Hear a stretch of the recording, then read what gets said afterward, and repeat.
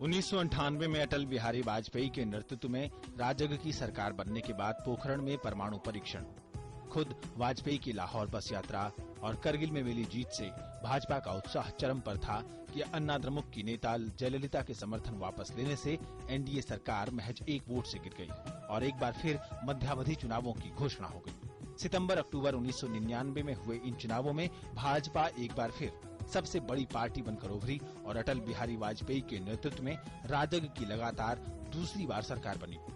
इन चुनावों में कांग्रेस अब तक के अपने सबसे न्यूनतम स्तर पर आ पहुंची। इन चुनावों में उसे महज 114 सीटें प्राप्त हुई। हालांकि कांग्रेस का नेतृत्व एक बार फिर नेहरू गांधी परिवार के हाथ में आ चुका था और इसका नेतृत्व कर रही थीं सोनिया गांधी। 1999 के इस चुनाव में सोनिया गांधी अमेठी और बेल्लारी से चुनाव जीतकर पहली बार लोकसभा पहुंची।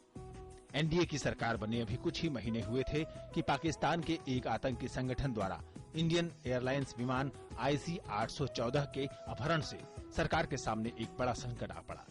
आखिरकार 31 दिसंबर 1999 को सरकार द्वारा 3 पाकिस्तानी आतंकवादियों की रिहाई से इंडियन एयरलाइंस के इस विमान को इसके 170 यात्रियों के साथ छुड़ाया गया। वाजपेयी सरकार का ये कड़ा फैसला था और विदेश मंत्री जसवंत सिंह खुद तीनों आतंकवादियों को छोड़ने कंधार तक गए। इससे राजग सरकार की खूब किरकिरी हुई। इस घटना के लगभग 2 साल बाद 13 दिसंबर 2001 को आतंकवादियों ने संसद पर हमला कर दिया। हालांकि सभी आतंकवादियों को मार गिराया गया, लेकिन इससे राजग सरकार के सामने अब आतंकवाद से निपटने के लिए कड़े कदम उठाने की जरूरत थी।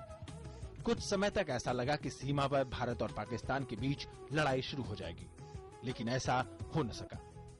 बाद में 2001 में प्रधानमंत्री अटल बिहारी वाजपेयी ने तत्कालीन पाकिस्तानी राष्ट्रपति परवेज मुशर्रफ के साथ आगरा में शिखर वार्ता कर शांति बहाली की कोशिश की, लेकिन पाकिस्तान के कश्मीर मसले पर अड़ जाने से ये वार्ता विफल रही। इस बीच वाजपेयी के नेतृत्व में देश आर्थिक स्तर पर लगातार मजबूत होता गया और इस दौर में उदारीकरण का विस्तार बड़ी तेजी से हुआ।